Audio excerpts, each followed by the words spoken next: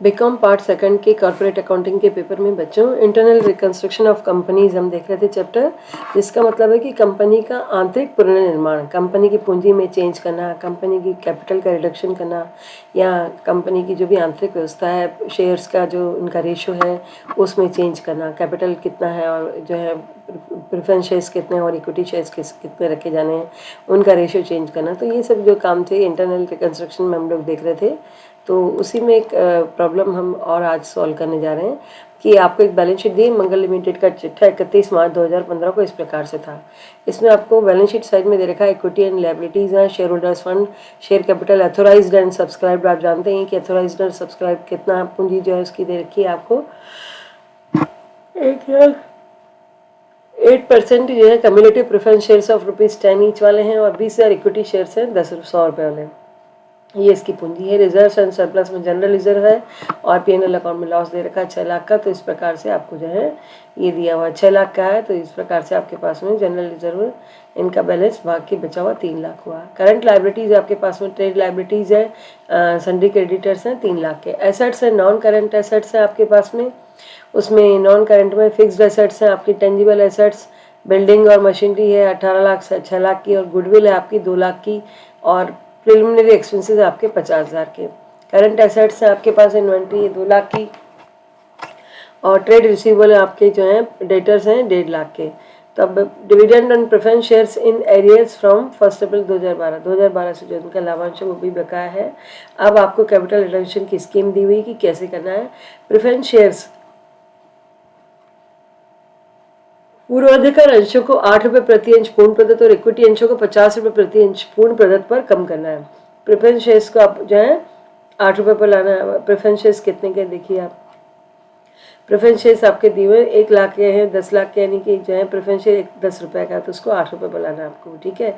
तो old capital formula आपकी entry क्या होगी, old capital to new capital, और डिफरेंस को कैपिटल रिडक्शन में डालेंगे आप, ठीक है। तो 10 लाख की है तो ये हो जाएगी 8 लाख और 2 लाख आपके चले जाएंगे कैपिटल रिडक्शन में, ठीक है। तो ये एंट्री होगी आपकी 8% preference share capital old capital to new capital preference share capital और डिफरेंस टू कैपिटल रिडक्शन हो गया, ये आपकी एंट्री हो गई। इसी तरह से इक्विटी शेयर का 100 रुपये का शेयर, उसमें कहा गया कि उसको 50 पर ले आए तो 10 लाख हो गया, बाकी 10 लाख को कैपिटल रिडक्शन में डाल दिया। तो कैपिटल रिडक्शन में पहली एंट्री से 2 लाख आए अपने पास में, अभी 10 लाख आए। इनसे जो होता है अपन भुगतान करते हैं वो भुगतान किए जाएंगे। तीसरा नंबर पे आपको कहा गया कि प्रेफरेंस शेयर डिविडेंड को देखिए। प्रेफरेंस शेयर्स पर जो है बकाया लाभांश है, तो 100 रुपये बकाया लाभांश के लिए इनको 50 रुपये पूर्ण प्रदत्त मूल्य का इक्विटी अंश देना है आपको। जो भी इनका बकाया लाभांश है 100 के बदले में आपको 50 रुपये का जो है उसमें पूर्ण प्रदत्त मूल्य का इक्विटी शेयर आपको देना होगा। अधिकृत पूंजी को उसकी मूल राशि पे लाना है। अधिकृत पूंजी आपकी 30 लाख रुपए थी तो उसको वापस 30 लाख पे ही रखना है आपको, तो ये आप करेंगे। और इसी तरह से जो गुडविल है, प्रिलिमिनरी एक्सपेंसेस है और डेटर्स हैं, इन सबको जो है आपको राइट ऑफ करना है। इस हेतु सामान्य संचय के शेष का प्रयोग आप कर सकते हैं। बिल्डिंग का मूल्य 14 लाख रुपए पर लाना है, तो ये आपको जो है इसमें क्वेश्चन दिए हैं। बिल्डिंग का मूल्य जो अपन जितना दिया हुआ उससे कम पे ला के उसका रिवैल्यूएशन भी किया जाता है, इस समय में रिडक्शन भी किया जाता है। ये सब इंटरनल रिकंस्ट्रक्शन के पॉइंट्स होते हैं। आपने 2 एंट्रीज देखी, तीसरी में आपसे कहा गया कि प्रेफरेंस शेयर डिविडेंड के लिए प्रोविजन बनाए, तो वो प्रोविजन कैसे बनेगा, कैपिटल रिडक्शन से जो पैसा है वो प्रेफरेंस शेयर डिविडेंड में चला जाएगा, 1,20,000 रुपये। अब इस 1,20,000 को आपको ये कहा गया कि 50 रुपीज़ वाले इक्विटी शेयर्स में कन्वर्ट करना है आपको, है ना, इक्विटी शेयर्स में। तो ये आप करेंगे प्रेफरेंस शेयर डिविडेंड अकाउंट दिया टू इक्विटी शेयर कैपिटल, उससे पैसा इसमें आ गया 1,20,000 रुपये। 24 इक्विटी शेयर आपने इशू कर दिए इनको। अच्छा, आगे आपसे कहा गया कि कैपिटल रिडक्शन जो है वो के लिए जनरल रिजर्व को यूज़ करिए, तो जनरल रिजर्व के पैसे को भी कैपिटल रिडक्शन में डाल दीजिए, है ना। तो कैपिटल रिडक्शन CR हो जाएगा और जनरल रिजर्व आपका DR हो जाएगा, वो खत्म हो जाएगा और नई चीज़ बन जाएगी। जब भी उसको रिडक्शन लायबिलिटी को कम करते हैं तो DR करते हैं, और नई चीज़ बनाई आपने तो उसे इंक्रीज करते हैं। कैपिटल रिडक्शन रिजर्व आपके पास 13,50,000 का हो गया। इसमें से आपको खर्चों को माइनस करना है। जो भी कैपिटल नेचर के हैं, गुडविल है, प्रिलिमिनरी एक्सपेंसेस हैं, प्रॉफिट एंड लॉस का बैलेंस है, बिल्डिंग है, कैपिटल रिजर्व, तो इन लॉसेस को आपने इसमें से राइट ऑफ कर लिया। ये तरीका होगा। Balance sheet of Shah limited जो है आपको दी गई है, इसमें बैलेंस शीट आपको बनानी है। तो शेयर कैपिटल आपकी वो की हुई रखनी है। 1,25,000 इक्विटी शेयर हो गए आपके, और इक्विटी शेयर्स प्रेफरेंस शेयर्स हो गए, और 40,000 इक्विटी शेयर्स हो गए। तो कुल मिला के 30 लाख की पूंजी है। सब्सक्राइब कैपिटल होगी आपकी 1,00,000, 8% preference shares of ₹8 each fully paid up, और 20,000 इक्विटी शेयर्स ₹50 वाले, और 2400 नए इक्विटी शेयर आपने इशू किए, इनको ले लेंगे। रिजर्व एंड सरप्लस आपका कैपिटल रिजर्व में 1,30,000 बचा है, और करंट लायबिलिटीज़ में ट्रेड क्रेडिटर्स है, सन्डी क्रेडिटर्स लिए हैं आपने। एसेट्स में नॉन करंट एसेट्स हैं आपकी, फिक्स्ड और करंट एसेट्स हैं। बिल्डिंग की वैल्यू आपने 14 लाख पे ले आए, तो इसमें 4 लाख कम हो गया है, और मशीनरी वो की वही रहेगी, इन्वेंट्री वही रहेगी, और ट्रेड रिसीवेबल डेटर्स भी वही रहेंगे।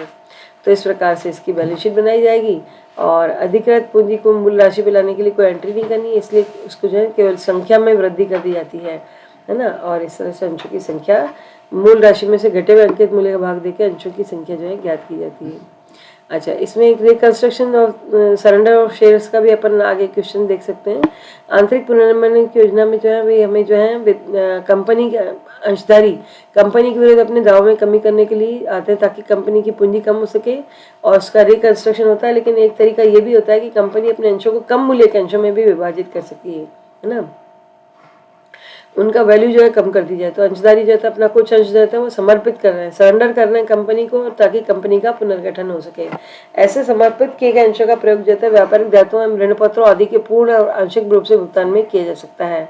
ऐसे समर्पित अंश जिनका पुनर्निगमन नहीं किया गया, ऋण पत्री एवं लेनदारों आदि के द्वारा अपने दाव में की गई कमी को पूंजी पुनर्गठन खाते अथवा पूंजी खाते में हस्तांतरित कर दिया जाता है। तो ये अगर आप अंशों को समर्पण कर रहे हैं तो शेयर कैपिटल से पैसा निकल के शेयर सरेंडर अकाउंट एक नया बन जाएगा, और शेयर सरेंडर अकाउंट से फिर वापस से अगर आप जो है नए शेयर इशू कर रहे हैं तो शेयर सरेंडर अकाउंट या टू शेयर कैपिटल। वैसे आप करते हैं बैंक अकाउंट या टू शेयर कैपिटल, लेकिन यहाँ पर अपन शेयर सरेंडर को डीआर क्यों कर रहे हैं, क्योंकि पैसा तो लेना नहीं है उनसे, और अभी जो पैसा अपन ने शेयर कैपिटल से निकाला है उसी पैसे को अपन यूज कर लेंगे। तो इन अंशों को जब लेनदार और ऋणधारियों को उनके त्याग के बदले में जो है निर्गमित किया जाता है, तो इसकी कोई प्रविष्टि नहीं होती है, केवल नरेशन में ही आप इसको देख सकते हैं। तो शेष समर्पित अंशों को रद्द करने पर अगर बाकी बच्चे जो शेयर्स आपके पास हैं उनको रद्द करना है, तो उसका पैसा फिर वापस अपन कैपिटल रिडक्शन में डाल सकते हैं। या तो शेयर कैपिटल से एडजस्ट करिए, और नहीं है तो कैपिटल रिडक्शन में डाल दिया जाएगा। धन्यवाद।